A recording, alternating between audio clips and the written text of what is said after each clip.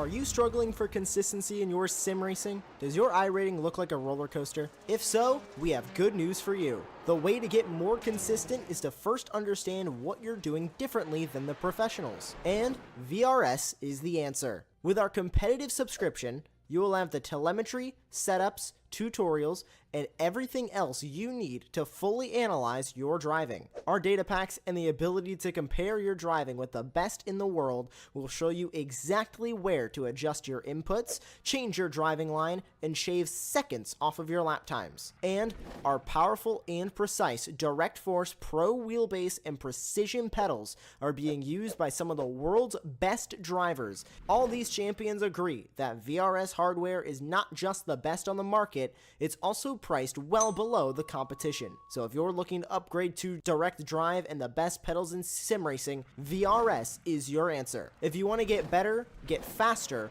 and make it happen sooner rather than later, you owe it to yourself to find out why so many people are switching to VRS. You'll be so glad that you did. Visit www.virtualracingschool.com and learn why the best use VRS.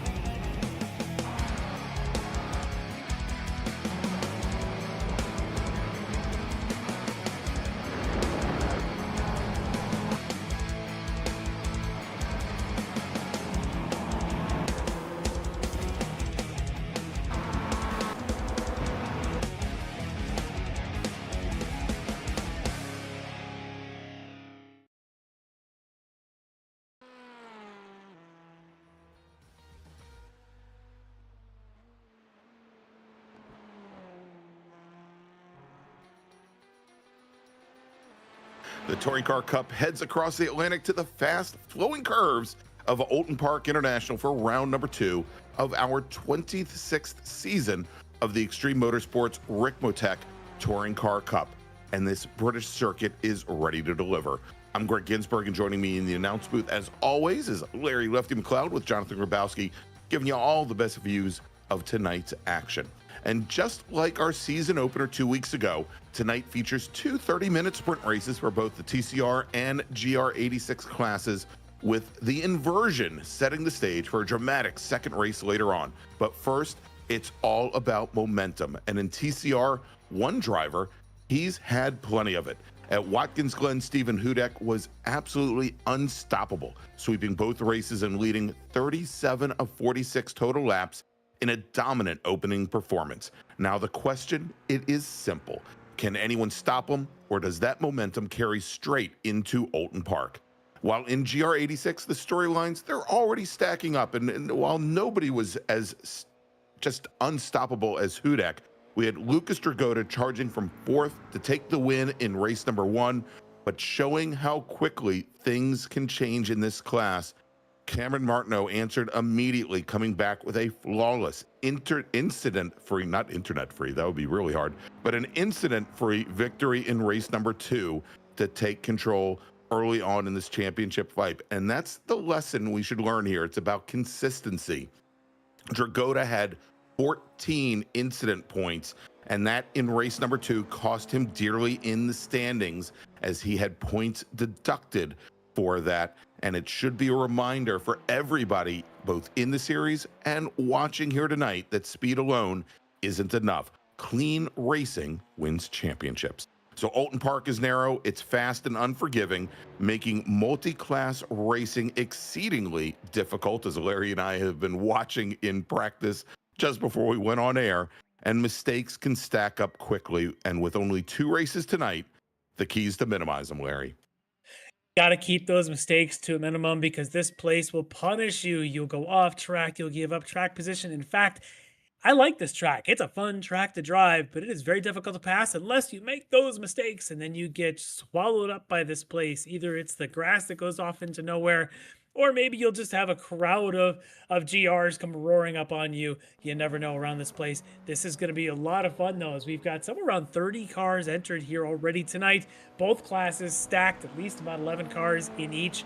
This is going to be a lot of fun. 2 races going to be a very different feel than where we were just 2 weeks ago. A very different type of track. This one's going to need good qualifying, but it's going to need a lot of passing. Because remember, you can qualify well for the first race.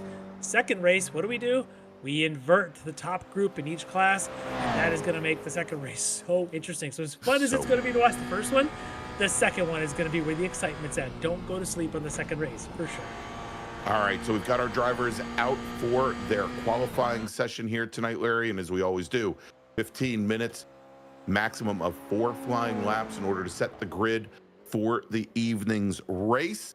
And with our drivers on track, we've got, as we said, the 2 different classes. We've got the Toyota GR86s, where Mike Dam from Orion, currently your provisional pole sitter with a qualifying time of 1:38.35, 0.2 of a second up on his teammate. But we've got Cameron Martineau from the Samantha Tan Racing esports team.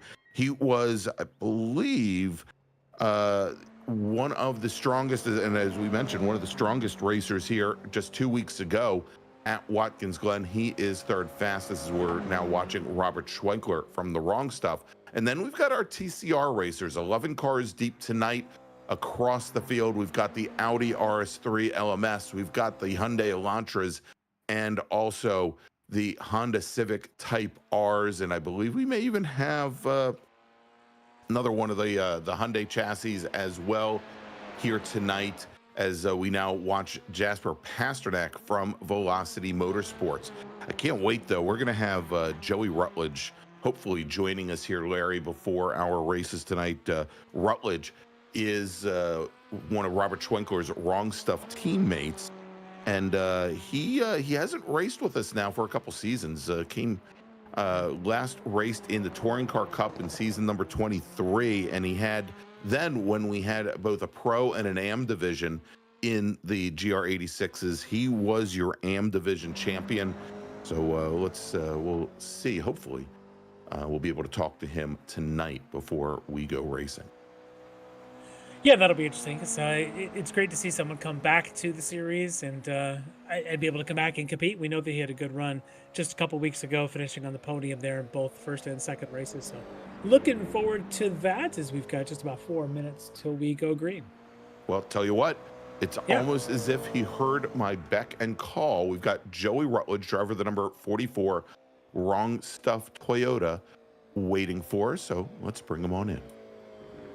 Joey heard the beck and call and still didn't run away. Joey Rutledge, the Wrong Stuff, joining us here pre-race. Joey, you all prepped and ready for tonight's race here at Oulton Park? Oh yeah, it's going to be a great time. It's really tight in the standings. Not going to be much between us when we actually get out there. Yeah, well, yeah, we know. We saw how tight it was just a couple weeks ago. You had a couple of great finishes on the podium in both. What's it going to take tonight to finish on the podium in both rounds? Track's a lot narrower, so I think survival is going to be even more of a factor tonight than it was last week. But we got a good group of guys out here, so looking forward to it. Has the team been working together on setup and on practice this week, or are you guys kind of all on your own?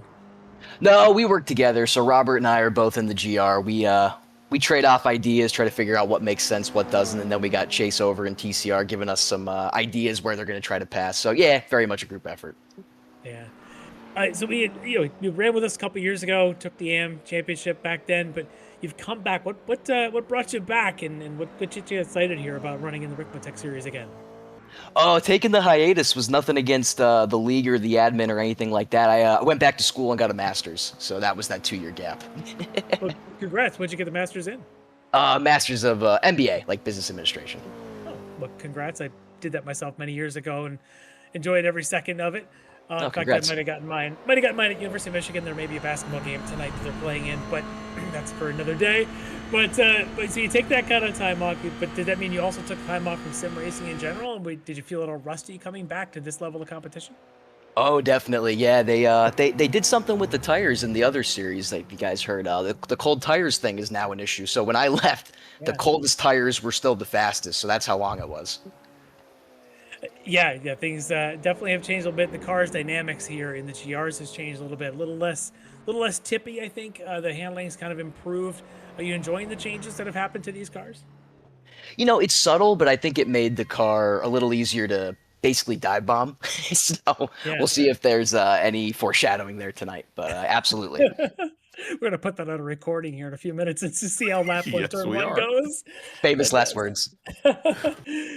just a Wreck good it. little notion of things to come. But no, we're looking forward to this race today. This will be super exciting.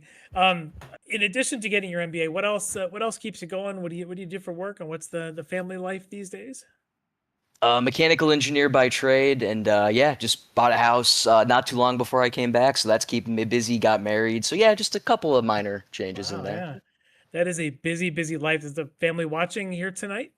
Oh yeah, yep. Shout out to Kennedy, that's my wife. You'll see her in the chat most likely, and sometimes my in-laws they tune in too, so we'll see what happens. That is awesome. Looking forward to them watching you tonight. Not dive bombing into turn one, and hopefully we'll see a good outcome there. Any other mentions or shout outs you want to give here before we go to the grid? Thanks to TWS, VRS, Danger Us, and the whole crew. Appreciate everybody, and you guys, of course, too. Thanks for all the shout outs and the gassing up in round one at Watkins. I appreciated that replay, watching it back. Well, that's good. Glad we can still entertain. So, but good luck tonight, and maybe about an hour we'll get a chance to talk to you again. So, Joey Rutledge from The Wrong Stuff. All right, thanks all. All right. Thanks so much, Joey, and good luck tonight. And yeah, we've already gone and racked that. It'll be ready for all our social media this week. All right, Larry, let's run down the starting grid for tonight's race as qualifying has just wrapped up, and our drivers are going to be heading to the grid. All right, so split starts here in the TCC. So we've got on the front row is going to be our TCRs.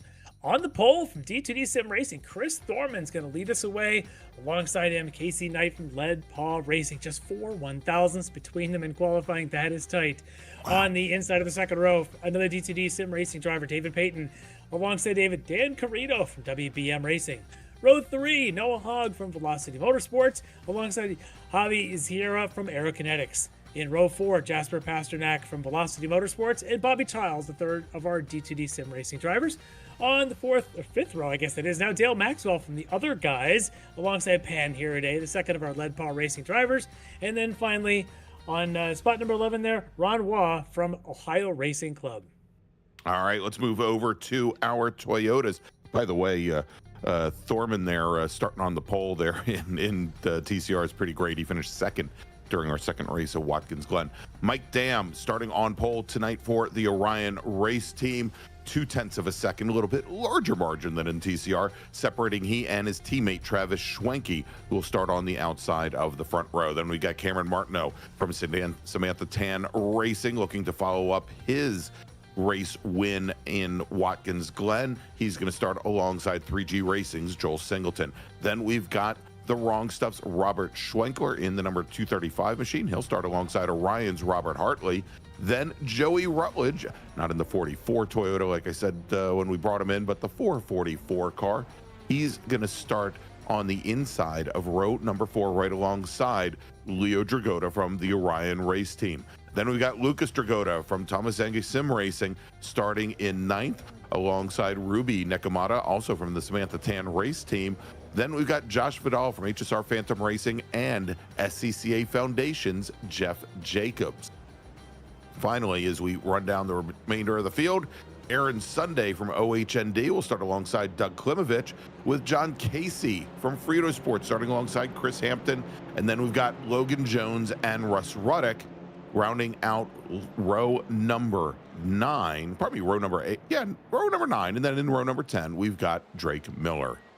All right, field now, TCR is on the front straight. Green flag is in the air, Larry, as they head over to Old Hall, as they're going to sweep around and run down the hill, down towards Cascades. This is a very quick track that we have here this evening, as we're going to be running the version without the chicanes. And as we saw, well, as we we saw parts of this track might have been too quick for some of our other racers as the GR86s now take the green flag, jumping out to an early lead. Mike Dam with Travis Schwenke and Cameron Martineau. Wheel to wheel, dropping a wheel is Robert Schwenkler from the wrong stuff, as those drivers now still 2 by 2 with the exception of our 2 Orion racers right at the front of the field. Yeah, we've already got a couple of cars off, running a little bit wide there. There's one of them. That's Chris Thorman. Your pole sitter has already lost the pack. He was spinning. He's off, and now he's back on again, heading down towards Knickerbrook. I don't know exactly what. Maybe we'll get a replay queued up. There we go. We take a look as they come around the quick left. Might have been a little bit of a touch there, Larry. Yeah, and maybe then a little bit. Maybe, and then dropped the wheel coming through the left-hander there, and then off he went.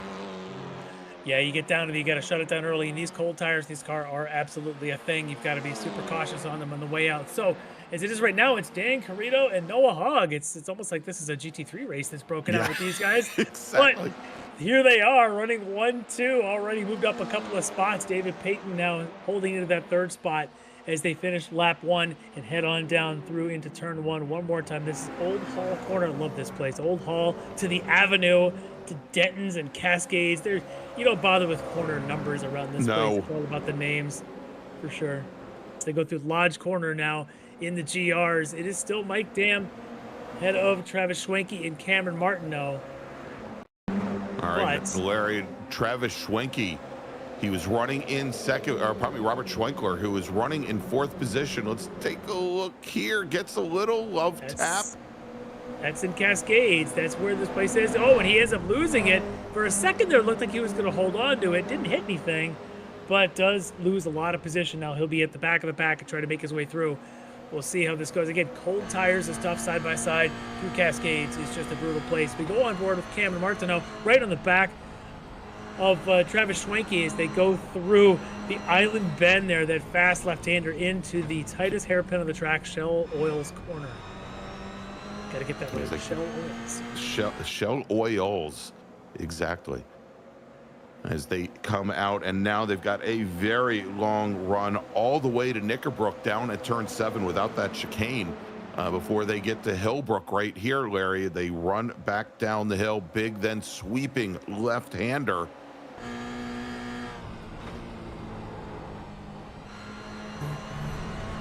Yeah, this place is wild. There's so many places for off track. Some of them you actually get a penalty for, some you don't. We were on board there with Leo Dragota, who's right alongside of Lucas, and see which of the Dragotas is quicker, as there's definitely no extra inches given between the two of them. You can see side by side in the sim and in real life, probably in mom's basement right now. That's right. I once called another league where we had a father and son with their sim rigs literally inches apart from one another, and I'm pretty sure they used to actually slap each other when they did each other. But I think they're great pass by Leo Dragota on Lucas Dragota now to move up to 7th. Yeah, remember though, 2 weeks ago though, it was the Robert Hartley was the one really carrying the flag for Orion. A couple of strong finishes there in that race. We'll see if he can do it again. He's sitting in the top 5 right now, but of course it's the Dam and Schwenke show out in front in GRs. We switch back over TCR. Still Dan Carrito over Noah Hogg. David Payton though isn't going anywhere as he's right on the back of Hogg. Hogg and Payton both in Audis. Carrito carrying the Honda here tonight. We've got Mike Brooks in the chat who says Robert Schwenkler is just trying to last the first challenge. He shouldn't have lost half a lap doing it, I'd say. Maybe just start from the back of the pack. But good run here is David Payton now all over the back of Noah Hogg. Yeah, very evenly matched Audis. As his teammate Chris Thorman did have to head to the pit lane after that early off and impact with the Armco. Yeah, that's just that's tough when you go from starting on the pole to into the pits, take repairs. We'll see if he can recover. But speaking of tough first laps, Robert Schwenkler continuing to make his way through the pack here. Just gets around Chris Hampton, I think. Is it Drake Miller then right in front?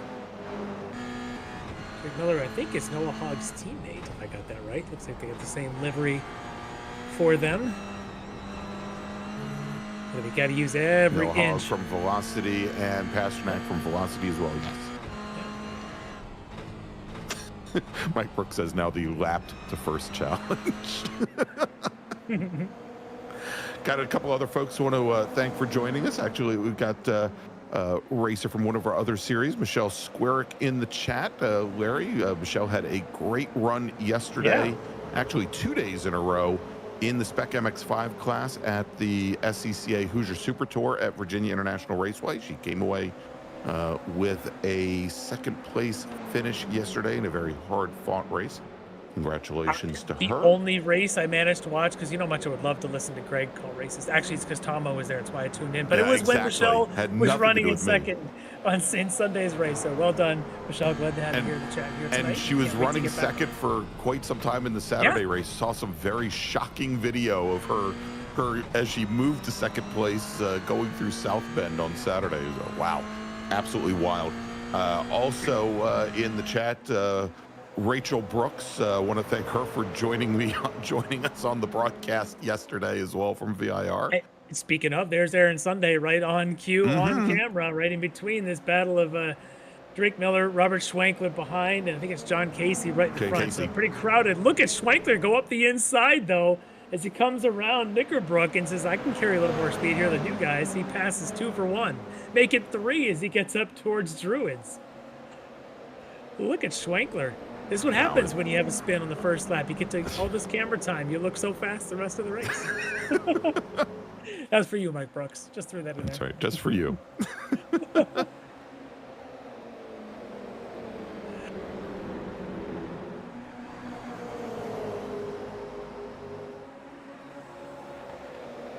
All right, so let's take a look here also as Travis Schwenke is our new leader. Mike Dam, the last time we checked in at the front of the pack, was leading the field as both Schwenke and Martineau get around him. Let's take a look as they came onto the front straight.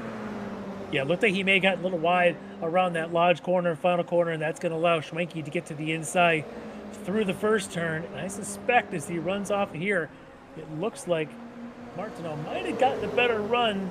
Did he just stick it down the inside as they came down the hill into in the Cascades? Well, let's see here, because it looks like maybe Dam tried to get the spot back a little bit too early and aggressively, and that might have hurt his run. Hurt his exit, yeah. Down Lakeside. Yep, there he goes to the inside is Martineau to Island Bend. So well done there for both Schwenke and Martineau to get those positions. Mike Dam now coming from behind. Look behind them, though, is the battle for fourth. There he is, Robert Hartley, who had such a good run 2 weeks ago, trying to do it here, trying to make the move on Singleton. Yeah, Singleton and Hartley going door to door. Singleton dropped the wheel, really left the door open for Robert Hartley, tried to fight back, and now Robert Hartley gets the move done. And I think Singleton now, if he looks in his mirror, he's just going to start seeing the exact same thing as we now have Leo Dragota as well, the 118 machine directly behind him. It's so much Orion livery right now. Yeah, for Singleton, he's like he's seeing double between Hartley just going past and now a very aggressive Leo Dragota, who has moved up already a number of spots. He's already to this position, so perhaps not happy with his qualifying. He's going to try and make it up here in the first couple laps of the race. Trying to find a 5th place and put 4 out of the top 5 possibly in Orion livery. That's impressive. Kamada is not going to let that happen if he can. Speaking of not letting it happen, Noah Hogg in the position here. And David Payton had a good opportunity there, Larry, as they were coming through Lodge and just not quite far enough alongside, and Lodge is just slow enough that the inside car are able to dig out of that corner just a little bit easier as Noah Hogg holds on to the position.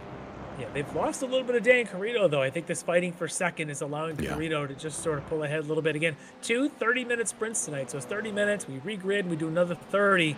So you're not going to get that hour and 15 to go chase someone down. You've got to stay with them in these sprint formats. Yeah. And tonight for the GR86s, the top 8 drivers will have their order reversed or inverted. And in the TCRs, it'll be the top 6, which should be interesting, Larry, because, well, we've got 11. It's roughly the top half. Yeah, exactly. I was say, but 3 of them have already, well, 2 of them have retired. We saw in the chat Pan Hirde, who was supposed to start tonight in his Lead Paul Racing Hyundai, unfortunately, having some issues with the iRacing service this evening, couldn't join. That's not so good. But you talk about first lap troubles. Robert Schwenkler's already got himself up to 12th. So getting to that inversion spot there, the top grid spot for the second race, I think is only about 4 spots away. So we'll keep an eye on him. Another one to keep an eye on here is one of the other guys, formerly known as the Slow Bros, Doug Klimovich, here running nearly the back of the pack, having some issues. All right, See what his see issues how look it like. happened. Coming up, should be Lodge corner here, last corner, and just a little bit of grass on his left. Yeah, just those little spots you got to use all that. You got to use that exit curbing. In fact, like the turn 1 Old Hall corner, you have to use everything and then some, and you still won't get it off track till you're way out there, but you have to if you want to carry speed around these corners. Same thing with Lodge. You got to use a little bit of that rumble on the exit if you want to be fast. That, however, is not going to help, as Drake Miller, his Velocity Motorsports goes from full velocity to zero velocity. Zero velocity. Oh gosh. Well, Larry, you said you could go as wide there over at Old Hall as you felt necessary, but well, that was maybe a little too wide. Well, what we're seeing now is Dan Carrito, Noah Hogg, David Payton, the front of the TCR, starting to come into some GR traffic already, as we've got this battle going on. This is Lucas Dragotta and Joey Rutledge. Joey, we talked to him. Are there going to be any dive bombs tonight, Joey? He's trying to hold off Lucas from committing one of those dive bombs here into Old Hall. Oh, that's Hartley. And that's Rob Hartley, indeed, Larry, just ahead. And let's take a look, because I also am showing, I think, I want to see if Mike Dam was maybe, well, Dam is much further ahead now than where Hartley was, but I want to see, because I think Dam ran a little wide there and may have gotten a slowdown penalty as well. All right, we'll catch up with them in a second there. But for Hartley, he really avoids complete disaster there, like we'd seen a minute ago. That, however, is Leo Dragotta and Joel Singleton coming together, coming out of the hairpin, and that is damage to Singleton's car for sure.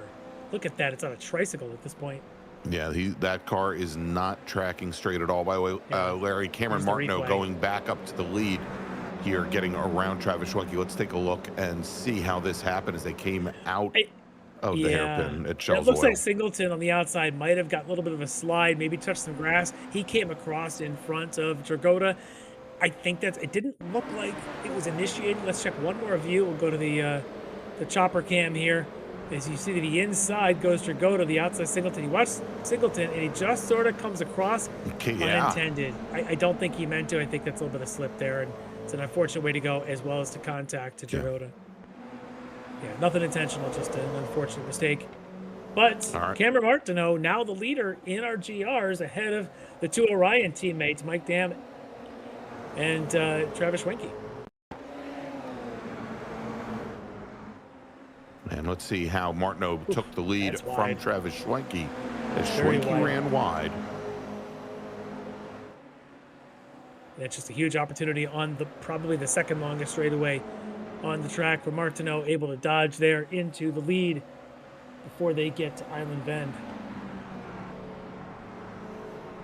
It's how this place is. We talked about this in the pre-race, that if you don't make mistakes, you can hold position. But every time we've seen someone change position, it's because the lead car makes a mistake. Even there, Martineau, slight little slip coming out of the corner.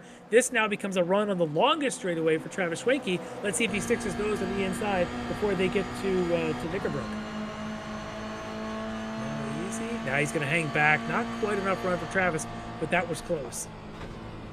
It doesn't take much to make a mistake around this place. No.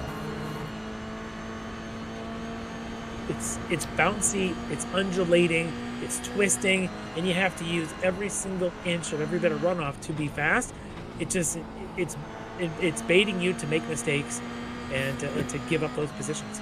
Yeah, and Larry, with the exception, where we saw the couple of cars go off, up the hill over by Cascades, there isn't a ton of runoff room here either. I mean, it's not Watkins Glen close, but you see this Armco, it is all very close. I believe that was is that Jeff Jacobs? Jeff Jacobs in the SCCA Foundation car that hits the Armco. Jeff. I mean, well, at least he's not so sad about Florida not being in the championship game, but this is not going to make him any happier to go off here. Just trying to let the leaders in TCR through, and he nearly gets in front of Noah Hogg there. May have slightly interrupted him, but for Jacobs, yeah, he's going to have just a little bit of rear end damage from that. Might have All right, Drake Miller, who had his earlier incident in his Toyota, is now leaving the pits and rejoining, albeit 3 laps down. All right, well, we saw a couple laps ago, Leo Dragotta had that contact with Singleton. Dragotta looks unaffected as now he's on the back of Nakamata as they now coming out of the hairpin. I tell you, Dragotta looks aggressive tonight, and here he is taking that run to try to go to the inside at Knickerbrook. Is he going to stay there? We're going to have a 2x2. Oof, that is close, but might be enough as they go up the hill. And Nakamata had a great race. I keep saying yesterday. He might have 2 weeks ago at Watkins Glen, finished 4th in our second race from WGI in her debut here in the Touring Car Cup. Yeah, great debut for her to finish those races and in a great fight here with Leo Dragotta. So this should be fun as the two of them try to catch the front 4.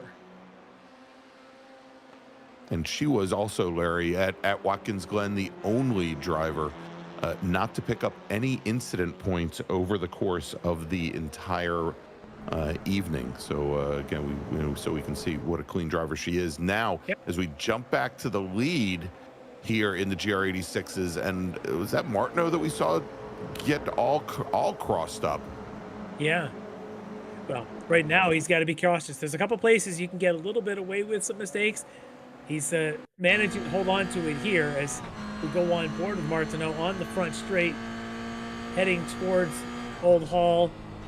And you want to use all the curb at the apex. You want to use all the rubble at the exit. There you go. That's how you do it for Cameron.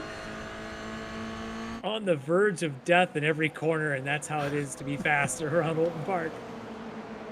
But look at the Orion threesome, and then, of course, Dragotta getting past Nakamata, so it's Orion are the next 4 positions here behind Cameron Martineau.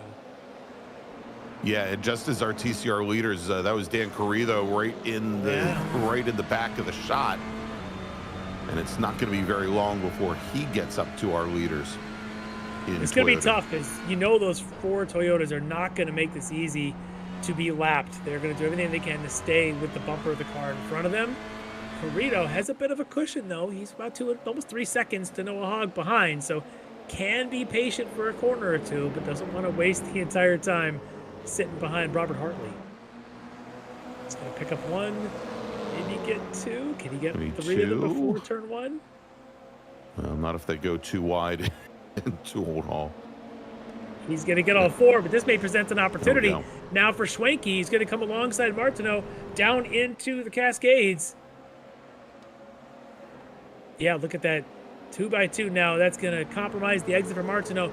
If Schwenke can capitalize, maybe a little bit of a bump push for Mike Dam, we could see another challenge for the lead heading towards Island Bend.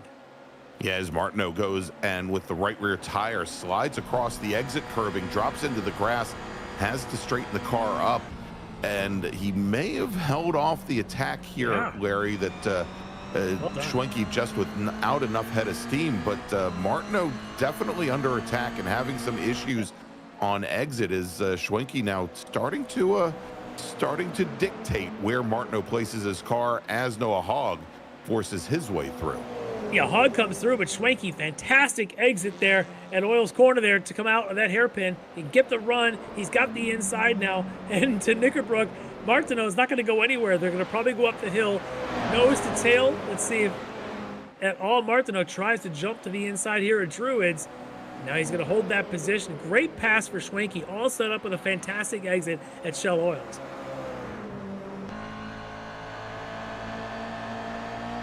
All right, Larry, with 10 minutes remaining, Dan Carrillo, your leader in TCR with Noah Hogg. Second, David Payton, who should be coming up on this pack, and he's right there, as well. He's having a big part of this. And he's made it through the majority of the pack. He just has Travis Schwenke now to contend with going into Old Halls. And then we've got Schwenke, Martineau, Dam, and Hartley in TR. Right in the middle of that is Javi Sierra, just about a second behind Peyton, right through this same group as we go on board with Javi. Huge part of this as well to not get held up by the front pack of GRs. Javi doing a good job, wants to keep David Peyton in sight for that potential podium spot. We have 10 minutes to go, almost down to 9 minutes here in race number 1.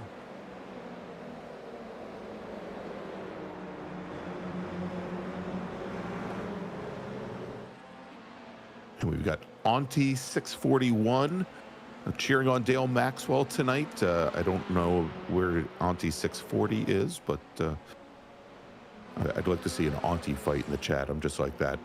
Aaron Sunday, though, ooh, as he runs a little wide, trying to get that car back under control, trying to get some of the grass off of the tires. Let's take a look, see what happened. As he's in that fight with one of the Frio Sport entries there behind. Aaron coming into Cascades and didn't quite stay along in Cascades, ran a bit wide. Managed to keep it under control, though, so well done there, Aaron, and keeping the livery nice and shiny clean. Now, which was the other car, as we were watching that shot, Larry, back behind, it looked like another car had just pulled off and come to a complete stop on the exit curbing. Yeah, let's take a look. If that was Chris Thorman, perhaps. Thorman's had his issues since the start of this race. Yeah, it looks like he's just having all kinds of issues tonight. Yeah, he just parked it. And that's unfortunate. Hopefully he sticks around for the second race. But I do want to say, let's look at the front of our GR pack. As now they've started to really bunch up even tighter. Jagoda and Nakamata and Rutledge have all joined this. Look at this train now of GRs. No one's going to be patient in this group. You got 2 fights, one for the lead, and I believe we said top 8 are going to invert. So being 8th is a whole lot better than 9th at the end of this race. So back there behind, we get Nakamata, Rutledge, Lucas Jagoda. And Lucas Dragoda just put the pass on Josh Vidal to move up in the 8th, Larry. So yeah, with Vidal, 7 minutes remaining might be the move. Vidal would love to get that spot back and try to be on the pole for the second race. But look at this now, side by sides. They're going to back out. That's teammates back there. I believe that was it's Leo Jagoda and Robert Hartley battling it out for 4th. And if you're Cameron Martineau and you see all this Orion livery around, you got to wonder if these guys are working together. But Greg, you and I know we've talked to enough of these guys. They may be on comms together. They may not be on comms together. These Orion guys have no preference for each other. They don't necessarily help each other. They each want to win just as badly as the other. So. They just don't want to run the others off the track. Otherwise, no team orders. So Cameron doesn't have to worry about any kind of team orders. Doesn't even have to worry too much about them helping the other, because you're probably not going to get that. In fact, that's what Martineau's doing now. He's pushing Schwenke along to try to ensure that Mike Dam doesn't make a move from behind. Smart move for Cameron Martineau. Now trying to get a little help from one of the Hondas and TCR there. Yeah. Is that Bobby? That was Bobby Childs in the D2D Sim Racing Honda. It is. And Mike Dam ended up running wide just as Bobby was coming around the outside of him. Bobby making his presence known here in the race. Bobby running in 7th as we got Noah Hogg having issues. Remember, he was leading right up at the top 2 of this thing for a very long time. Let's catch the replay on Noah and his Velocity Motorsports Audi heading around Island Bend into Shell Oils, and he lost of velocity, Larry. He lost all his velocity. Yes. Huh. Yeah, that was an odd one. As if he didn't make the turn, obviously, but didn't do anything to try and correct it either. All right, let's take here. Robert Hartley now running wide as he's in a battle with his teammate Leo Dragoda, who now moves up into 4th position. Move Hartley back into 5th. No battle there. Hartley made it real easy for Dragoda to go on by, but Nakamata kind of keeping an eye on her back there, because again, she's teammates with Cameron Martineau. We know what she did just 2 weeks ago with the Glen. She's right in the middle of this, being patient now with 5 minutes to go. Probably 3 laps, maybe a 4th. We'll see where everybody lands. But Nakamata may want to make the same move at Hartley that Dragoda just did. So let's keep an eye on Ruby. Here from Samantha Tan Racing. Let's see if Hartley finds himself under pressure now. It's the same with Joy Rutledge right there in this pack as well.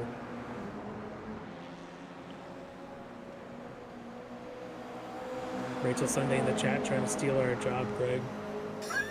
She's writing zinger one-liners. Well, she did talk about Aaron being a former grass cutter. Yes, former lawnmower missing his job. I said, "Oh, great! Now she's writing zingers." Our days are numbered, Greg. To her and Stubby, they're gonna call these races next week. I swear. Exactly.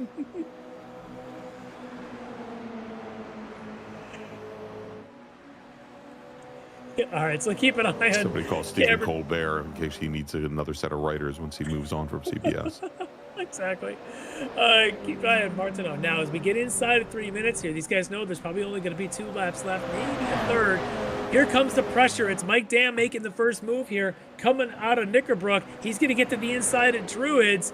Is Martineau going to let him have it? He's going to have to. He's kind of running out of real estate. But look at Dragotta with the run on the inside. Martineau's going to lose 2 in 2 corners. Yeah, I was going to say, I don't think it was a question of whether or not Martineau was going to let Mike Dam through as he was caught to the outside. The question was whether or not he was going to be able to hold off the charge from Leo Dragotta while he was stuck to the outside. And with another right-hand turn, it's pretty much job done. And Robert Hartley might be there to take advantage too. I was thinking Martineau was ready to pounce and try to make a move on Schwenke. Turns out he's the one that had the moves put on him. 2 down, maybe 1 more Ryan to go. Martineau has got to step back up here, get a position back. But we've seen, I don't know how anybody can bet against Leo Dragotta right now. The guy's been the most aggressive and the fastest driver on this field. Remember, he started way down the order. What was he, row 5 or something on the starting grid? I think he started in 11th Look at position. This. Look at this. As Martineau comes back at him and gets the position as they go through Island Bend, he's going to have the inside at Shell Oils. He can't make the bad exit like he did when Travis Schwenke took the position from him. Better exit this time. Much better. Yeah, but Dragotta's got a pretty solid exit himself. Let's see if he's alongside before they get to Knickerbrook.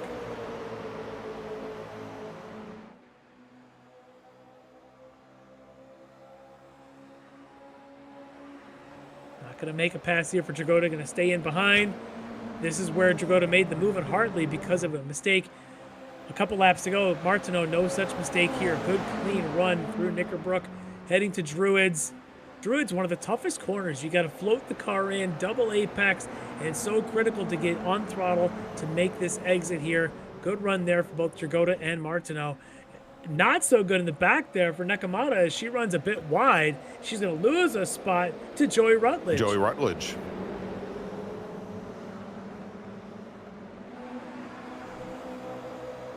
And she now heads on to the tail of that field. Larry, she is currently running in 7th position now. So that would move her up to the front of the outside of the front row for the restart. Yeah, solid effort there. As we've got just a touch over 1 minute remaining on the clock. Next time by for race leader Dan Carrito should be white flag. White flag. And then we'll see when the rest of these come through. I don't think there'll be a second pass between classes. There is Carrito. So this will be a white flag when he comes by. 1 more lap for Carrito and everybody else.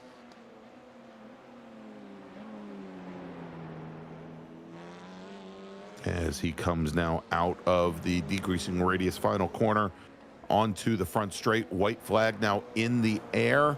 About 2.5 miles remaining for Dan Carrito here in race number 1. David Payton second. Javi Sierra running in, Javi Sierra running in 3rd for Aerokinetics. And back over to the GRs.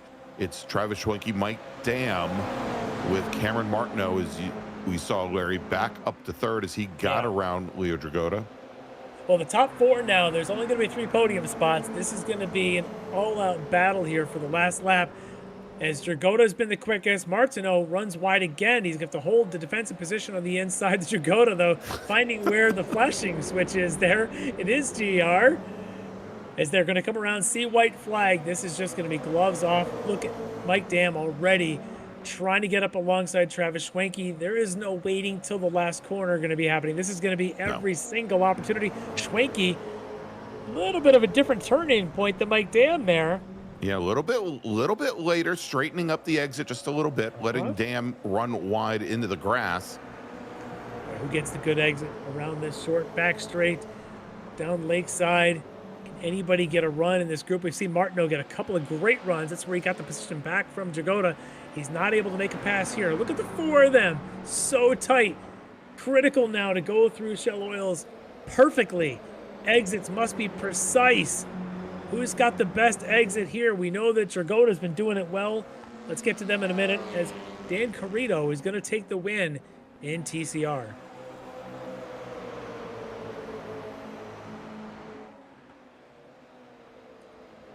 And David Payton crosses the line just ahead of Javi Sierra.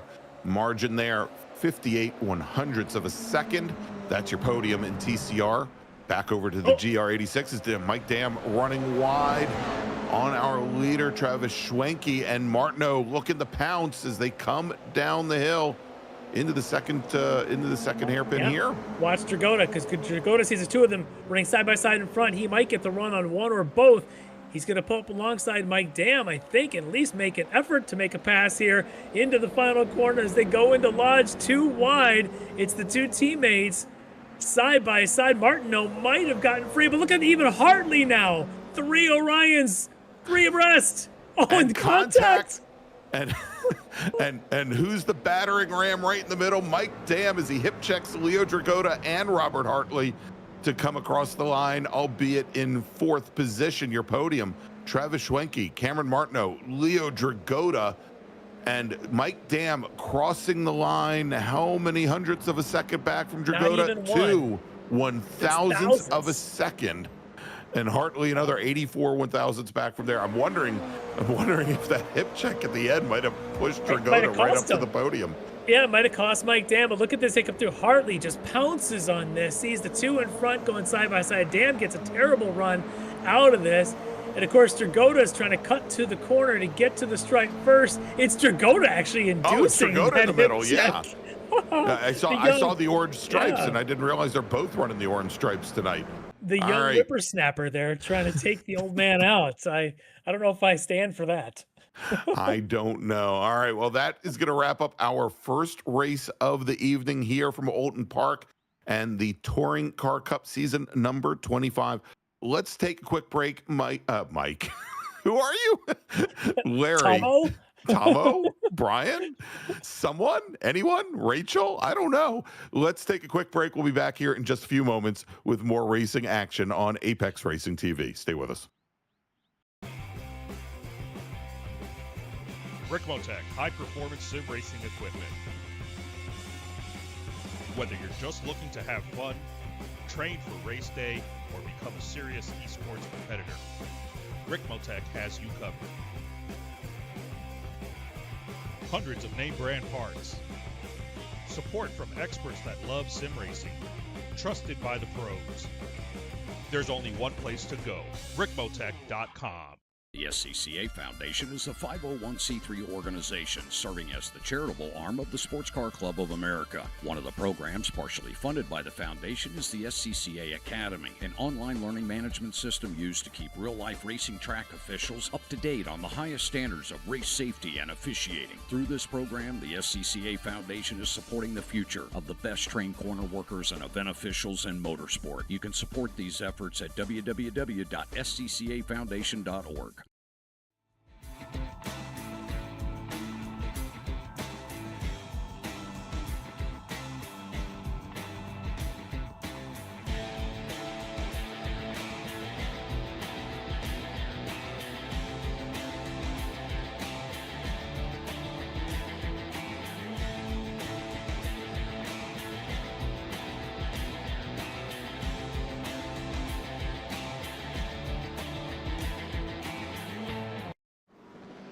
The search is over. The most comprehensive league scoring solution is here, with the ability for multi-level championships, custom incident tracking, post-race time penalties, support for heats, drop weeks display, multi-car team scoring, advanced web widgets, rookie championships, a custom paint system, and load those results in seconds. Visit extremescoring.info today. Ricmotech high-performance sim racing equipment. There's only one place to go, Ricmotech.com.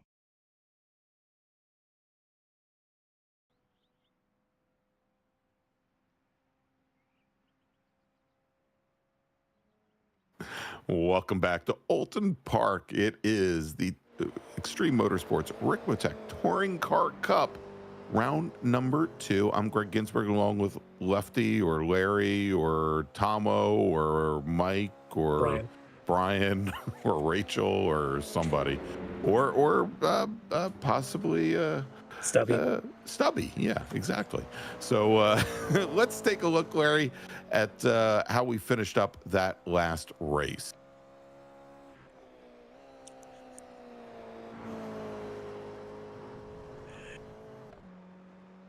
As our associate producer Colton Grabowski now has the controls, and he throws up our finishing order from race number 1 in TCR. WBM Racing's Dan Carrillo taking the win. David Payton from D2D finishing 2nd. Javi Sierra from Aerokinetics rounding out the podium, with Dale Maxwell from the other guys finishing in 4th. Over in GR86, it was Travis Schwenke with Cameron Martineau finishing in 2nd. Leo Dragota, who, Larry, we're getting word that he was given a warning for incidental contact towards the end of that first race, but he will finish in 3rd. Mike Dam finishing just off the podium in 4th. Yeah, that was some super exciting racing in the GRs. And in the TCRs, I suspect we're going to get some more of that in this race. It's a rough start there for a couple of our drivers at the front of that pack. Obviously, with Noah Hogg having a sim issue, it appears. Chris Thorman having some issues there as well. So we'll see if everybody gets a reset now for race 2. What does this do in the TCR? Does this create some battle? Certainly an inverted for partial is going to make this an interesting thing to do. We'll get to that grid in a minute. I know we've got a bit of a warm-up going on out there, and then they'll do essentially the grid dance and have to line all these cars up as we get a good look at Dale Maxwell showing us exactly how much runoff there is at Druids. There isn't as his Hyundai Velociter had quite a dance there until it hit the wall.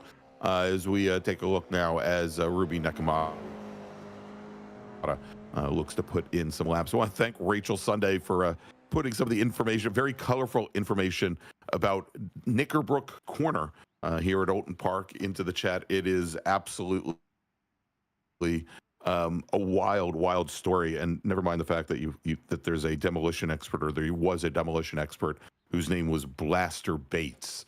Not going there. Yeah, I know. Don't. He was a master of his craft, I'm sure.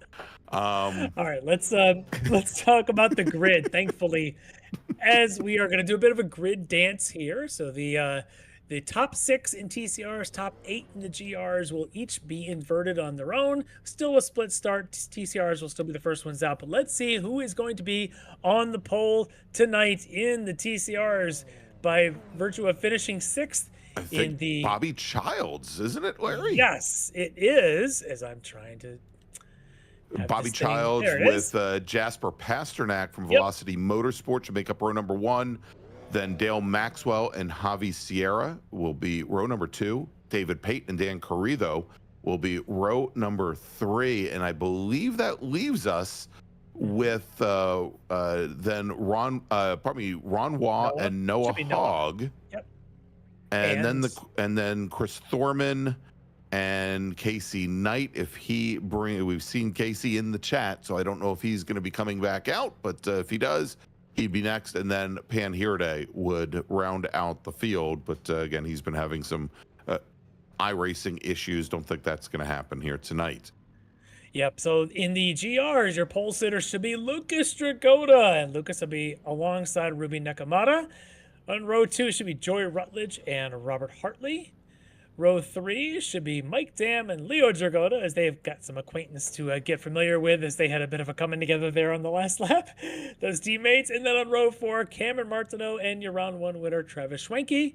On row 5, behind all of them, should be Josh Vidal and Robert Schwenkler, who did a good job of recovery, but just didn't quite get those last 2 positions there. He'll be certainly a contender now with that group. John Casey and Logan Jones behind them, Chris Hampton and Russ Ruddock. Then Jeff Jacobs, Doug Klimovich. Then Aaron Sunday alongside Joel Singleton, and then Drake Miller winding up the GR grid. All right, and we did just get an update from Pan Hirde in the chat. He still cannot get into the iRacing service and will not be able to make it out for tonight's second race. So another 30-minute race on tap here tonight from Oulton Park. But while our racers are doing the grid dance here, Larry, let's take a look at what we've got coming up in the next couple of weeks. Next Monday night, April 13th, we're gonna play Guess the Announcer and guess what Greg calls him that night, because I believe Larry's going to be away next Monday night. But it is round number 7 of 8 for the Ricmotech World Challenge for our GT3, LMP2, and GTP racers. We're going to be at Long Beach for a 75-minute race, and then in 2 weeks, the Touring Car Cup comes back to the States, comes to Virginia International Raceway. And registration is still open here for the TCC. If you like what you see here, if you like some of the racing, especially in the GR Cup that we had just a few moments ago, if you head to xmsracing.com/TCC-shop, you too can be on the grid for the remainder of the Touring Car Cup season. And then finally, April 27th, 3 weeks from tonight, it is the season 15 finale of the Ricmotech World Challenge. And it's going to be 90 minutes at Silverstone. Oh, I love Silverstone. I know. Definitely one of my favorites. It is such a fantastic facility. It's definitely not about the elevation change. That place has some real guts corners. You've got to have guts if you want to go faster on that place. That'll be a lot of fun to see. Always good racing there. Always. Yeah, I'm bummed. I'm not going to be with us next week. You're going to have to hear somebody else, maybe Rachel, maybe Pan Iraday will join you. Yeah, I was going to say, I mean, bring them in. Anybody but Bobby. At this point, anybody can replace me is what we're saying. But Yes. I'm bummed it's Long Beach. And, well, you know, there's always interesting things that happen in Long Beach. Well, you're going to be Sometimes close it's to Larry. 15 You might minutes. be able to just drive up the coast. Yeah, and sometimes get it's there. 15 minutes of yellow flag, or, you know, sometimes Yes. it's a fantastic race. Sometimes it's a whole bunch of black flags. We'll have to see. But let's not worry about next week. Let's talk about this week as the TCRs are getting ready to go. And Bobby Childs is going to lead us through to the green flag, which means D2D has been on pole for both rounds. Of course, it was his teammate Chris Thorman in race 1 who had his struggles. We'll see if Thorman is able to join the pack. It does look like he did. He's at the back of the group right there. So keep your eye on Thorman. Hopefully he's got any sim issues sorted out and he can make a run through the pack. All right, as our TCR racers, led by Bobby Childs in the white D2D Honda Civic, brings the field on to the front straight, and green flag is in the air, and we're racing here once again at Oulton Park as Jasper Pasternak gets a great start from the outside, but he's going to drop back as Bobby Childs comes right underneath him, tries to cross underneath, and he gets a good run down the hill as Dan Carrillo, our round 1 winner, he's right there already, sitting in 3rd position, right behind our 2 leaders, looking to split the difference as the GR86 cars get the green flag as well. Joey Rutledge running wide on the exit of Old Hall Corner as we've got Lucas Dragota from Thomasengi Racing. He is your leader. Ruby Nekamata up in the 2nd. Joey Rutledge, as we said, now falling back to 3rd. Mike Dam now in 4th position with Robert Hartley and Leo Dragota right behind. Yeah, dangerous spot to have someone like Ruby Nekamata right there on this the front 2 rows starting the 2nd race, because we saw what she did at the Glen a couple weeks ago. As we've got a couple of cars already off behind, including I think one of them is going to be Mike Dam. Mike Dam. Here in a second. This is going to shake things up because he had started on that 3rd row with this inverted start. We'll get to him in a minute as Dan Carrillo has already gotten his way around Bobby Childs. Boy, that was quick. It's Carrillo ahead of Childs, and then Pasternak and Sierra rounding out the top 4. Well, let's see if Childs can hang tight here. Of course, we've seen Dan Carrillo just absolutely dominate in our 1st round. Let's take a look, see how he made the pass work. And this was quick work. Remember, he started this in 6th. He's already into the lead as he comes up alongside of Bobby, makes his own room as they head to Knickerbrook. And he's already ahead before they have to flick of the wrist and throw it through the corner. Great run there for Carrillo in the opening lap. Javi Sierra had a great run in the last race to finish up on the podium. Let's see what he can do here. Hasn't moved up to the pack yet. He's sitting right behind Noah Hugg. Hopefully he's got his sim sorted out. He was in the chat saying he had some issues in this corner, in fact, in the first round. Yes, so right he's here. happy to get through there here on second lap and see if he can work his way back up to the field as well. He's got a teammate, Jasper Pasternak, right in front of Noah Hogg. So both of the Velocity Motorsports Audis just right there together. All right, Larry, and tonight's race stewards provided by the SCCA Foundation. The SCCA Foundation, now that I can hear the stewards, by the way, provides funding for the SCCA Academy, training the next generation of race workers and volunteers that make real-life road racing events possible. Visit sccafoundation.org for more information. I know, Greg, you really want to hear emergency services on your radio, but I gotta tell you, they don't have them in this race. I'm just saying, you don't have to listen for them. I know. I can see. Oh, I can see everything that's happening here, Larry, as opposed to VIR. Let me know whenever there is an emergency services out here in a sim race. All right, so let's go on board with Joey Rutledge. If there was ever a need for one, I'm sure Bobby Childs will find it. Let's go on board with Joey Rutledge as he's still running in third. He's got Mike Dam hot on his heels as Dam and Hartley and Leo Dragota, those three Orion teammates, are trying to make work out of this. And Joey Rutledge does run wide a little bit, giving some room, and all three Orions are going to try and muscle their way by. Make it four. Travis Schwenke in there. The whole slew of them. Oh, Joey. And yeah, Joey just not getting a good run out of the final corner. He's going to stay in the fight, though. He ended up letting only two of them by. The other two are stuck behind him. He's going to try and follow Rob Hartley now into the next corner and see what kind of run he can get. Meanwhile, Mike Dam getting around Ruby Nakamata and then runs wide into the grass. Nakamata, and with a great run, she's going to move back into second position. So Nakamata's teammate, your round one winner, Cameron Martineau, very patient here on these opening laps of this second race. And I think it's a good move. There's a lot of jostling happening in front of him, a lot of aggression. Cameron's just probably trying to make sure, hey, I got 25 more minutes. I can work my way through here. There'll be enough mistakes made to make positions up. He's not being aggressive yet. Let's see if that aggression starts to pick up as the laps tick away. All right, looks like Logan Jones in the number 11 Velocity Motorsports Toyota having some issues. See the He now bump loses drafting a number of spots. Oh, there he is. There's Logan. Logan coming into Shell Oils. I think this might be, yeah. Oh. Yep, that's a light hit to the wall. We saw a couple of incidents there in the first race. This one, hopefully just body damage to that GR86. As Noah Hogg now with Javi Sierra right on the back. That's a save and a half there for Hogg. Gonna end up letting Sierra through, not without a fight for defense there. But I tell you what, that save from Hogg, he nearly lost it. That's how you save a front drive. Just sort of stand on the gas, but you have to hit the brakes at some point. Hogg did that, got the car woed down, and now he's right on the back of Javi Sierra. That was an exciting little bit. We'll see if Hogg can get that position back.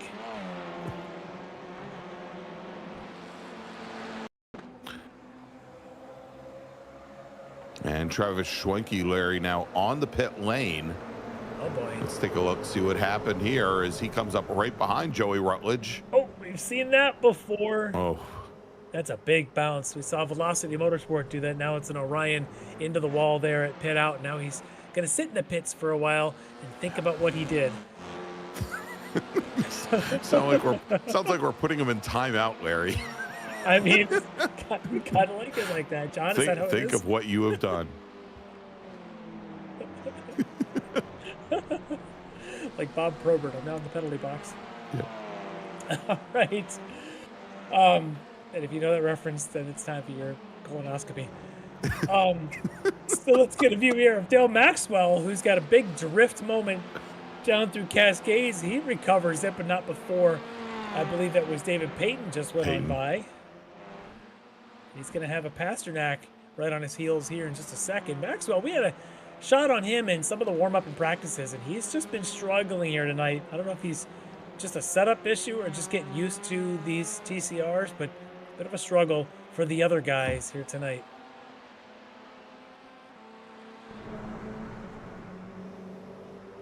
Oh boy. That's It's a lot of grass Yes. for Josh Vidal. Vidal, yeah. He's got round 1 winner Cameron Martineau still in front of him. So Vidal, if you could stay in that train, things can happen. Because look at all the movement happening up in front. We already saw, of course, Travis Schwenken go off, and there looks like some side-by-side action, even some contact, as now they're going to go 2x2. The two, of course, wrong stuff teammates, as a rating there should be Schwenkler and Rutledge. So, Larry, do you think now still that Martineau is just playing the long game and waiting for all of these racers to basically beat and bang each other off the track? I mean, it didn't necessarily happen in race 1. Yeah, it didn't, but I'm watching these round 2s are always a little bit more interesting with different starting positions a bit out of order. The problem he's going to run into is Leo Dragotta and Mike Dam have kind of checked out. They're running super strong here, as they've got just a bit of a gap here on the rest of the pack here for Hartley. That's Lucas Dragotta, I should say, not Leo. Leo with Hartley running for 3rd, but Lucas Dragotta and Mike Dam now have got a little bit of a gap to the rest of these guys. So if you're further down the order, you got to worry that if the front starts to break up, the front people may be going away. And Ruby Nakamata, who had been for a time up in 2nd position, she has now fallen back to 9th position as Cameron Martineau and Josh Vidal pass the number 39 driver. Yeah, that's a brave side-by-side through turn 1. To do that through there is not easy, but now the two teammates are going to try and nose to tail and stay ahead of Vidal as they go down the straightaway, and that's a little contact, and there goes Nakamata getting taken out there with Vidal. Vidal just lost a little control, and the two of them both with some damage for sure to Nakamata. That's going to take her out of the running in this race. Yeah, look at this run above as they continue to go side by side through the Cascades. And watch Vidal dropped the wheel into the grass, comes across, taps the rear. Yeah, it's a mistake by Vidal, but that's the way racing is sometimes. Tight racing and an otherwise fun evening. That's going to end their night early. Meanwhile, let's take a look at the front of the pack as Lucas Dragotta and Mike Dam continue to pull away, while Hartley, Leo Dragotta, Joy Rutledge, and Rob Schwenkler continue behind there to try and fight this out. But I tell you what, the battle for 3rd better sort things out, or they're going to lose touch to the front too. Yeah, they're dropping further and further behind, Larry, lapping at almost a full 2nd off of the leader's pace. Want to go back and recap a little bit that incident between Vidal and Nakamata. Vidal actually continues, and he's coming up on Jeff Jacobs right now. Jacobs, who's actually picked up, I think, picked up around 5 positions so far in this race. But big changes now up at the front, as I think Mike Dam is having some issues, Larry. We just lost to Mike Dam, and that's going to shake a lot of things up. Certainly, it's going to put the battle for 2nd now full in contention. Yeah, it's that Canadian. It's that Canadian internets. He is back. So lucky for him, he's still in this thing. That was close. You do that too many times, you'll lose it altogether. But look at, speaking of battles, it's Bobby Childs leading the train of Hobby Sierra, Noah Hogg, Chris Thorman, and I think David Payton. So you got 3 D2D teammates in this 5-car train. Bobby leading them as they head down to Cascades. We've seen so many incidents in this corner alone tonight. Are we going to see a clean exit side by side? Bobby on the right, Sierra on the left. That was clean, but look at Hogg now with an opportunity.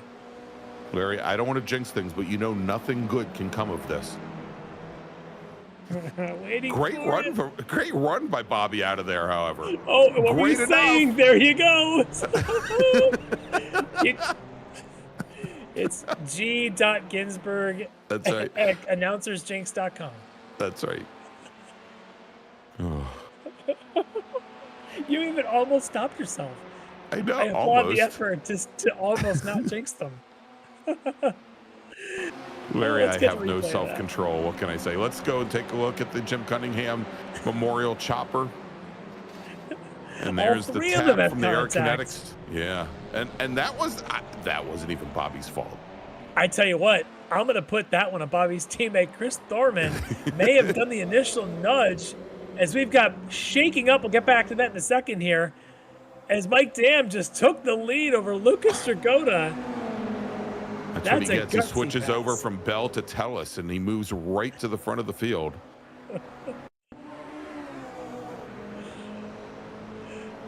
All right. Mike Dam literally came out of nowhere to take the lead. The chopper followed. There it is. So Dam goes gutsy to the left and stays alongside Lucas Dragota all the way down the hill, and he's going to stay on the inside. If you can get the groove here, there's like a slingshot effect, and Mike Dam found it perfectly this lap. Yeah. Beautiful run here. And then Lucas might have gotten loosened up just a little bit by Leo at the end of that, but Leo couldn't do anything with it. Well, right now it's going to be big brother, little brother. To tell you the truth, I don't know which one's which, but I can tell you the two brothers are going to be fighting it out. And behind them, Rob Hartley is going to have to play the mediator here, have to play the old uncle who's got to come in and separate the young boys, because they are about to have a fight to the death going into the final corner. I suspect Leo is not going to hold back. Lucas is going to have to defend every bit to hold on to that second spot. All right, Larry, D2D on D2D here as Chris Thorman. They're going door to door. It's what they do at D2D. Look at Thorman, your race 1 pole sitter and your race 2 pole sitter side by side. Is Thorman going to win this battle as they get down to Knickerbrook? There you go, and he just manages to use the draft, gets by going in the Knickerbrook. Oh, all right, and Lucas to the lead. As Mike Dam loses 2 spots, move Leo Dragota up in the second. We've got both Leo and Mike Dam with the orange roofs. A little hard to tell them apart tonight. And even the same, well, of course, they all have the same color mirrors. Well, let's take a look here as Mike Dam tries the same place he went to get the lead. This time it slows him down, and now he's not going to lose 1 but 2 positions as he comes down the hill. Lucas first, Leo second, down the inside, the same spot Mike Dam took the lead just a lap ago. So good move there for them to pounce the mistakes, and now it's Leo saying, listen here, little brother, I've got this. And little brother is going to come right back and see if he can make a run at this. Little brother, like the Canada to the United States, the little brother's fighting back. So like Mike Dam to Leo Dragota? I don't know. I just insulted Mike Dam and David Payton and all the others in here. And meanwhile, my Bell and Stephen Telus Hudak jokes and all are the going ones over in the everybody's chat. heads. Yeah. My jokes are great if you're in your 50s. Thank God I'm still the target audience. I start to lose him when you get to 60s, so like next year you're out. All right, let's see if Lucas can get a move on Leo here. This seems to be the spot. It's the exit at 1. If you get loose, someone's going to pounce. This time, Leo with a pretty solid run. Does Lucas try to shove the nose down the inside? Not this time, but it's a train of 7 here again. It's Cameron Martineau in the lead. Look at Leo runs wide. Lucas up the inside. Mike Dam's going to push Lucas. He is. Larry, you just said Cameron Martineau in the lead, and I started to tell you from. Oh, and there's the tap. Lucas. Sending Lucas wide, but he doesn't seem to lose a beat. Larry gets right back in line, right behind Mike Dam, our new leader. Oh, that was absolutely crazy there. I thought Lucas was going to go for the wild ride of all wild rides. Nope, he's still in the same spot. He's doing just fine. What he does allow is the run behind, and again, it's Rob Hartley who's going to try and take that run. Is he along the inside of Joey Rutledge, I believe? He's not going to get the position, but he's going to keep pushing for it for that 4th spot. Is there side by side coming up the hill? As the Dragotas are going to do their little bit of dance here. Leo can't get a move on Lucas. They're still side by side behind them, though, I think, with Rutledge and Hartley. And now it's going to be Rob Schweikler going to try and make the move. And there's Cameron Martineau. It's halfway through the race. It is Martineau time. Let's see what kind of moves he can put on. Patience is out the window, as they say.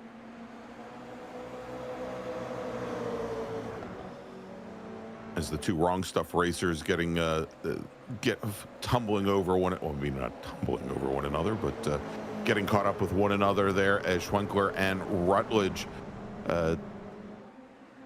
not a great dance there as Martineau now gets around Joey Rutledge. He's going to move up to 6th.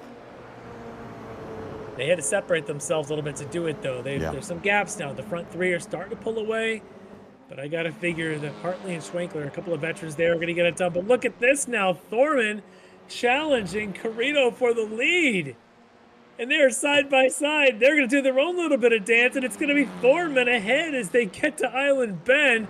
Can Thorman hang on to it? And what's in front of them? Is that the pack of the lead GR group? Oh, timing couldn't have come any better. I believe it is. I think it is, because I think that at the back of there is Joey Rutledge sitting in 7th.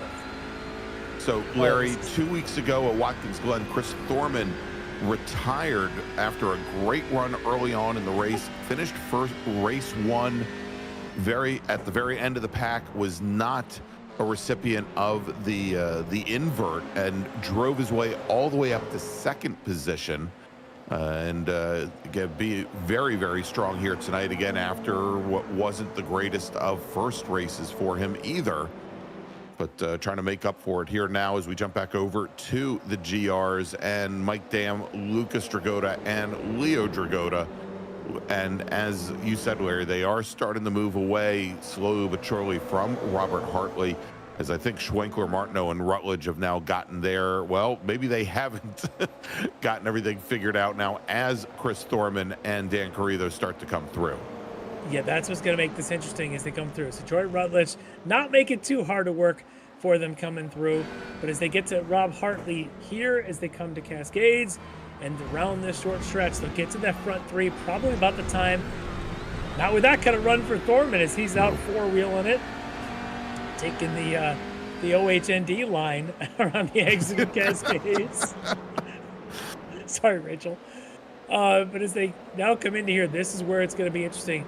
Can Thorman get a run and get past all these Orions before Dan Carrito can make his way through? And that'll put separation in the lead for TCR for Chris Thorman. Everyone tacks on for a moment of draft. Carrito almost passing all of them. He gets by them all. He does. All right, so the lead in TCR now about 1 second. Chris Thorman to Dan Carrito, and then a couple seconds back to the other DTDs with Bobby Childs and David Payton as we go on board. Leo Dragota running in the 3rd spot behind younger brother Lucas, whose livery looks like my bed sheets when I was Lucas's age.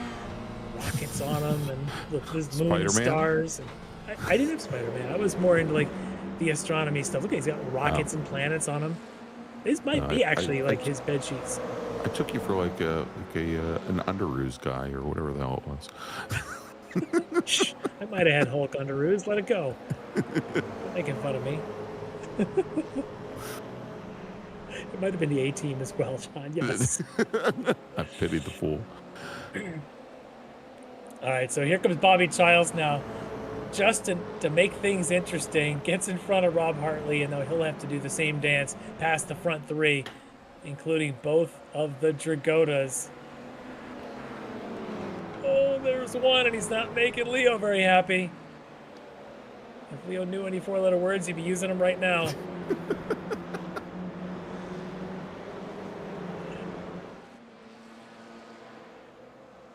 Mike Dam trying to use the TCR for all it's worth.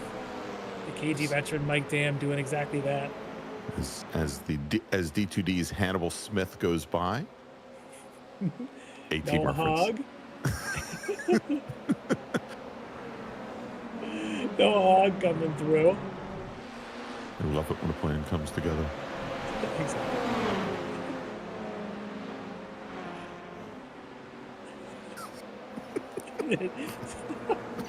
So bad that didn't go out over the air.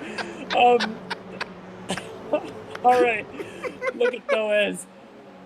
Oh, man. As Javi Sierra making his way through this pack. Still waiting to see this Cameron Martineau make a way through. Still sitting in 7th. Has not been able to make any further ground in this pack. Still stuck behind Joey Rutledge. Good shot of Javi Sierra around turn 1. Now past the entire GR group. All right, so 8 minutes to go. Enough separation, I think, between each of the TCR competitors, Thorman, Carrito, Childs, Peyton, and Hogg. Although Peyton closing up a little bit on teammate Bobby. We'll catch up with them in a minute because this GR battle, nothing but intense. And Dale Maxwell, who's had his issues struggling with that car tonight, trying to make his way through this pack of GRs.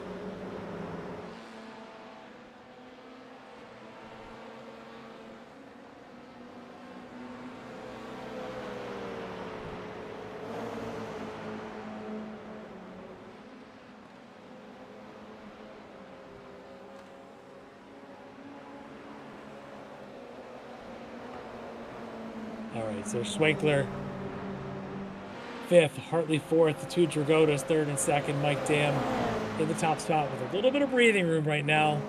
Maybe 7 or 8 car lengths to the Dragotas, or I guess at their age, 6 or 7.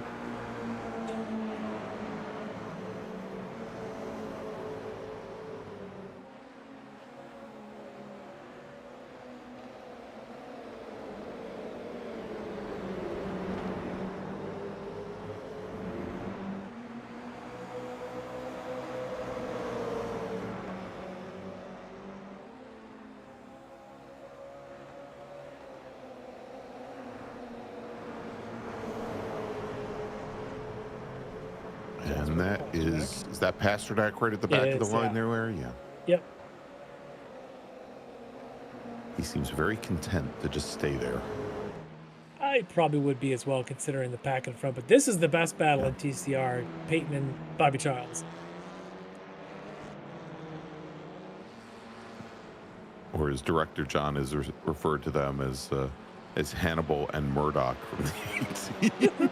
I'll let you decide which one's which. Yeah, exactly. Hannibal is Canadian, right? I think that should give a clue. Yeah. Guess that would make David Payton Mr. T. Or probably B.A. Baracus. I don't know. Does he need to have... Did he need to be drugged to get on an airplane? Or would he be Face? Dirk Benedict's character. You don't even know the actors. That's impressive. I know. That makes you older than me. You know who's not older than either of us? Is these two guys right here, Leo and Lucas Dragotta. Maybe not even combined. No, I guarantee you not even combined. If I was their combined ages, I'd still be doing better than I am now. But here they are, trying to stay in this thing. They're chipping away at Mike Dam's lead, down to 4/10. It was up to about 7 or 8 tenths not too long ago, but less than 5 minutes left on the clock, Larry. So best that they don't fight it out and just try to move up ahead and act like brothers or something. This is the calm before the storm. Yeah. I think, as we're going to see the fight happen once the Dragotas catch Mike Dam, because behind them, Robert Hartley and Robert Schwenkler are trying to also stay pace. So it's got them a little bit calmed down from any battle they may have been having going before. But I think once things heat up in the front, then the 4th and 5th will catch, and we'll have a 5-way battle for the lead for the last, we'll call it 2 laps. It should be starting here soon as we are inside of 4 minutes to go.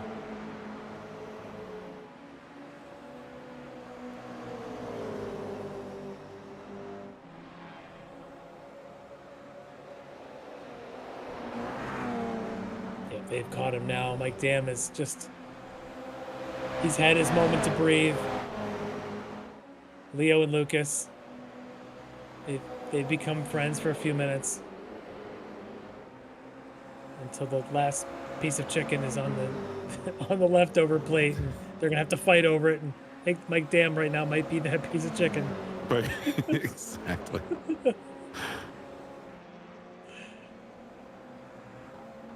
Oh. A little wide there. That's Hartley. Hartley runs wide. That opens things up for Robert Schwenkler from the wrong stuff as he gets a good run. And if he can just stay even right alongside Hartley going into the first corner, into Old Hall corner, and he does, now moves Schwenkler up in the 4th. Yeah, I was about to say hog pen.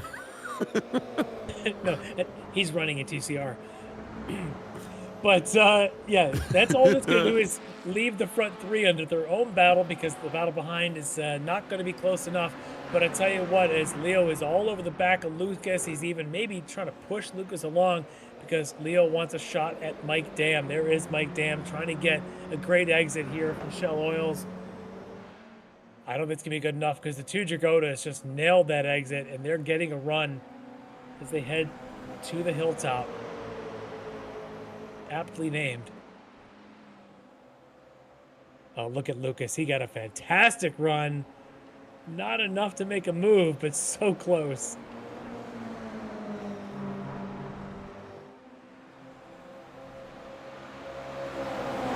Maybe 2 more laps. We'll have to see where TCR leader Chris Thorman is. He should just started a lap. So I think it's going to be 2 more for Thorman. That means probably 2 more for everybody else.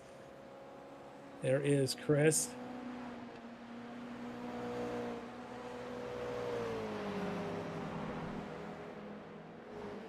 Nice comfortable lead there for Chris Thorman. Almost 5 seconds on round 1 winner Dan Carrito. Yeah, and another almost 2 seconds back to David Payton in third. And Javi Sierra has gotten around Bobby Childs as well. Yep, look at this. Let's take a look and see. We'll see how this happened. Then we'll check back in with the GR86s. Oh, Bobby ran. It was only a matter of time, Larry. At least he didn't hit the wall this time. No. He just missed the breaking point. Okay, back to this battle of GRs as these Dragotas, their strengths in different places. Both of them do this hairpin real well. Looks like turn 1 is more Lucas's territory, and then the bottom of that hill, Cascades, is more of a Leo territory. But right now they both need a run, and they need to be better than Mike Dam. And Larry, it looked like Leo was aiming to give Lucas a nice little push by Mike Dam and then backed out of it just as we were going to that break. But now Lucas coming right up alongside. Wow, and Leo's going to jump and capitalize, and maybe it's going to be 2 Dragotas for 1. So late on the brakes there. Unbelievable. I think it caught Mike Dam off guard. 3 wide. Uh-oh, Mike Dam's lost it. No. There he Mike goes. Dam, the Saskatchewan. He's going to lose a number of positions. Larry now falls back in the 5th behind Hartley and Schwenkler. I believe he's now a member of the Rough Riders. Yes. That's the Saskatchewan football team. You got it, man. All right, so it is now gloves off between Dragota and Dragota as, well, we need to see where David Payton is, or probably not David Payton, Chris Thorman, because I think he may be working last lap now as we've run past the 30-minute mark. Yep, this should be white flag lap for everybody and nearly checkers for Chris Thorman. Just about 2 more corners to navigate. Meanwhile, now that we've had an issue for Mike Dam, it's down to the Dragotas, and that's contact on the way in. Leo getting a bump into Lucas. We'll get back to that in a second. All right, well, there you go. Chris Thorman takes the win in TCR. Dan Carrito will finish in 2nd. And now a new leader in GR. It is Leo Dragota who gets around Lucas, but they are now right alongside one another. They're going to bump. They're going to bang, Larry. Oh, it is so good. And if I'm a mom, I can't watch, but I have to because we're calling the race. Lucas trying to come back. Leo not blocking at all, is he? We saw what happened on the final lap of Leo with his own teammate willing to push and shove. What's he willing to do with his own brother? Lord Preach, Mama Larry.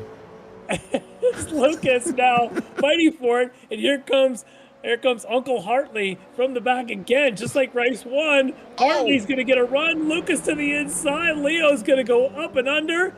Hartley runs wide. Schweikler comes Robert in. Schweikler is out of nowhere. Can Lucas hang on? And as they come to the line, it is Lucas Dragota taking the win. Leo Dragota finishing 2nd. Robert Schweikler finishing 3rd. And Uncle Robert Robert Hartley finishing 4th. Oh my gosh. Unbelievable. A little friendly, little shove from big brother to little brother there right after the finish, probably as a congratulations move there. But Lucas Dragotta, unbelievable stuff in the fight the entire time, whether it was with Mike Dam or that other Orion guy, that Leo something. Lucas able to get the win, proving tonight he's the faster Dragotta. From Thomas Angry Sim Racing. Look at this. Muscles his way in, said, nope, it's not your turn, it's mine. And you're right about Schwenkler seizing opportunities to grab a podium right there on the last corner. And one more shot here from on board of Lucas as Leo tries to bait him, but it's Lucas the one putting the move on. Oh, that was incredible. Oh my. Oh my.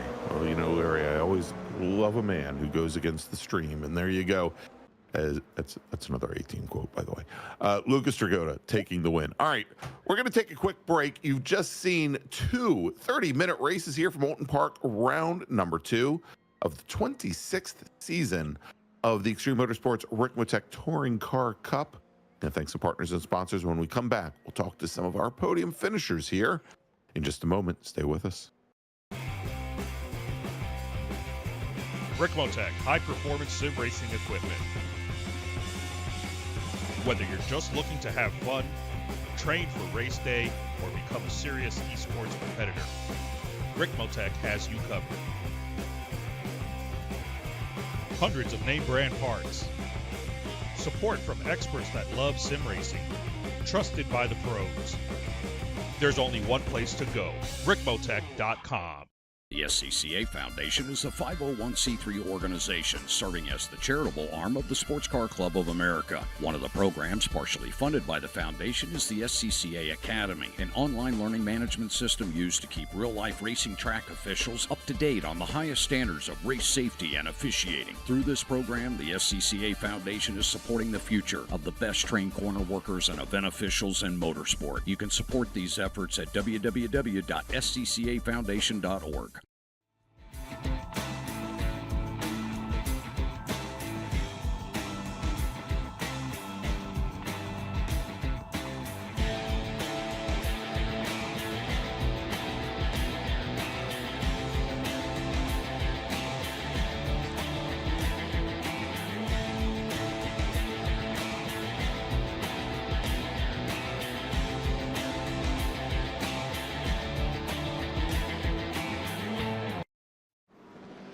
The search is over. The most comprehensive league scoring solution is here, with the ability for multi-level championships, custom incident tracking, post-race time penalties, support for heats, drop weeks display, multi-car team scoring, advanced web widgets, rookie championships, a custom paint system, and load those results in seconds. Visit extremescoring.info today.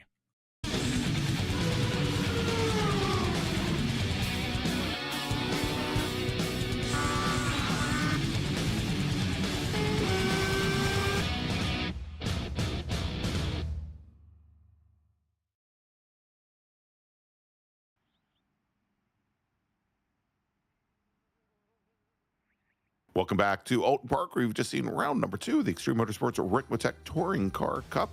I'm Greg Ginsburg, along with Larry Lefty McLeod. You can call us PA Baracus and, I don't know, Hannibal Smith. Anyway, let's take a look at our results from race number 2, where Chris Thorman took the win in TCR for D2D Sim Racing and his Honda Civic Type R.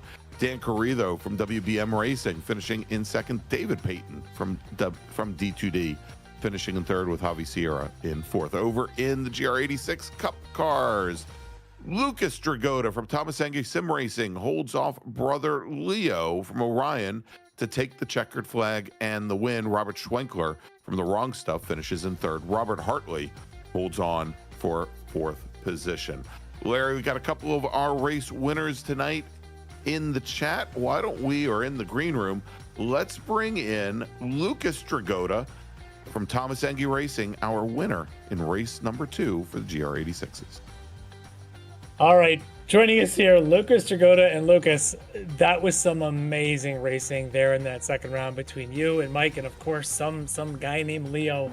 You guys made it extremely exciting. Tell me a bit about your strategy of that last corner, that last move to get around Leo. Tell me a bit about what through your mind setting that up. Lucas? Oh yeah, I thought I was done for after I was behind him. But my last resort, I just tried to fake him going outside and cut back inside real quick and get that move done and race him to the line and beat him in the drag race. So my strat was just to fall behind. I knew you'd probably get passed on the last lap if you were going on that straight. So I kind of let him by and then got him back on the last corner and I got the move done. So I'm proud. That was an incredible set of moves there. But I mean, how much as you're doing all this, you're not just competing against one of the other guys in the league, you're competing against the guy on the other side of the house. Does any of that go through your mind? Like, I can't let Leo take this. Like, if anybody else but Leo, is that going through your mind, or is it just another sim racer? It's just another sim racer. I mean, I want to beat him more than anybody, but yeah, it's an awesome battle. Had a lot of fun. Did not expect to finish top spot. Horrible pace the first race, so I'm just proud that I got back, beat everybody. Good to be back on top spot. Yeah, it was an incredible run as that race sort of developed. The beginning was a bit chaotic as everyone was sort of jumping around between yourself and Leo, and then all the Orion guys all in there. It was a bit almost chaotic, and then things settled down a little bit. At that point, are you all just sort of knowing that the chaos of the last two laps is going to come, and you're just settling yourself, maybe bringing the tires back in, or was that the idea of we're going to catch Mike Dam and then we'll fight it out? Yeah, tried to bring some peace before the chaos at the final two laps.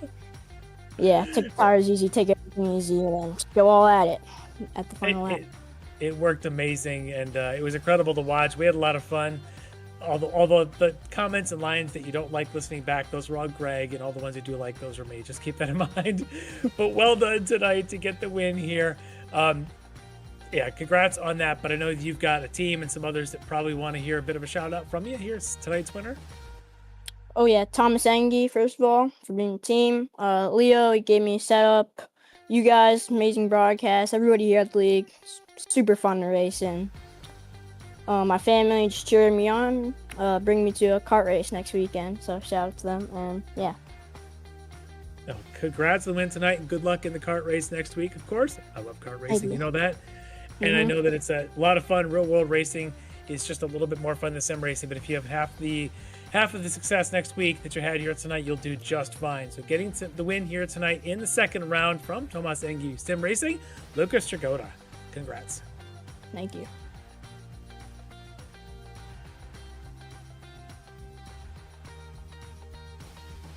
Greg. Helps if I unmute my microphone. Let's go and bring in our winner from race number 2 in the TCR class, Chris Thorman from D2D Sim Racing. All right, Chris Thorman. Chris, a tale of two different races for you here tonight. You started the first race on pole and had some issues there. First, let's just get that out of the way. What happened to the first race? And it almost, for our view, looked like something was going on with the sim. I really don't have a clue. When I was going into that left-hand kink, I really thought that I left too much room and slowed too much, and thought I let him get away right there. And then all of a sudden his brake lights came on. There was nothing I could do. Yeah. And it blows my mind. I just tapped him and then slid sideways, and now my car's meatballed. Yeah, that's a rough way for that first race to go. But the second race is redemption for you. You start a little bit down the order, but within a couple laps, you're suddenly chasing down Carrito. We thought maybe Carrito, with his fantastic start, was going to walk away with this thing, but you chased him down and had a pretty good run. Tell me a bit about the pass that you made to get the move made on Dan. I was just going. If there was a hole, I was sticking it in it. I told my teammates that were starting in front of me, look out, because I'm coming through. I'm driving mad. So I don't know. I just shoved myself through. If there was a hole, I went for it. That's quite the strategy. 30 minutes. It worked out well. 30 minutes, I ain't got time to play around. And last week I went from last to second in the second race, and this week I went from last to first. You did everything you needed to do and then some. You actually ended up winning this thing, pulling away. Your pace in that second race was just untouchable, showing what the pole qualifying time really meant. through that Yeah, second Bobby race. was telling me to slow down, but I told him Well, no. Smart. Yeah, What don't did listen Bobby to Bobby. tell you? It's fine. Bobby drove his tires off, apparently. He didn't even leave enough tires to finish the race. So Yeah. what does Bobby know? But awesome job here tonight, Chris. Great win in the second round. But I know you love racing, you love talking about it, and you love all your teammates and folks you want to give a quick shout out to. Just always gotta give y'all a shout out, Extreme, Ricmotech, and D2D for helping me practice. Well, amazing job here tonight, Chris, getting the win in the second round from that well-known D2D sim racing, and that other Bobby guy is not as fast as you are. You are the winner here in this race tonight, Chris Dorman. Congrats. Thank you. All right, thanks so much, Chris. Larry, we've got one more person in the chat, and I'm wondering, I think this might be almost as interesting interview as if we had brought in, I don't know, Bobby Childs. Let's talk to Travis Schwenke, driver of the Orion Racing Toyota 86. All right, our round one winner tonight from the GR class, from Orion Racing, of course, Travis Schwenke. Travis, two amazing races here tonight. The first one, you get the win. Great battle there with Cameron and the others. Tell me a bit about that race first and what helped you most to get that win. Nothing. I mean, just running hard, I guess, and did a lot of practice laps. So when I got out front, I knew what to do. We did run together quite a bit too, so it's really hard to see in a couple corners behind a car, and that's really what caught me out in the second race. I got too much of the grass. I didn't think I was that far over in the grass, but you can't see. So I just hooked it and died. But otherwise, yeah, great racing. Everyone giving respect, seeing the situation and not just throwing it in. So it was a lot of fun. Yeah, with this place, I was shocked at how much passing and how much side by side that you actually end up doing here without that second chicane. Sometimes you need that to make the passes, but tonight it seemed to be happening everywhere. Is that just because this place is easy to pass, or is it because it's easy to make mistakes? I think it's a combination of that. It's the draft and then a little mistake, and everyone was just so close, in that top 10, that one little mistake and you're going to take advantage of it, right? You're going to put your nose in, and once you put your nose in and have a little bit of line, they're so far offline that they have to back out. So, I saw a couple of those times where Mike even held it around the outside of the fast kink, which was awesome. I don't know if I could have done that. That was good in that second race to be able to hold that line, because that is not easy. Yeah, and that's what it looks like sometimes. To be perfect around here for 30 straight minutes, 20 laps, whatever, is nearly impossible. You're going to make mistakes, and every time you make one, somebody's going to pounce and jump on you, especially the pack when you've got 8 cars deep. When you're running 1-2 and you make a mistake trying to take the lead and suddenly you find yourself in 6th, like, how disheartening is that? Pretty disheartening. You know what's going to happen. You're going to try to slot in.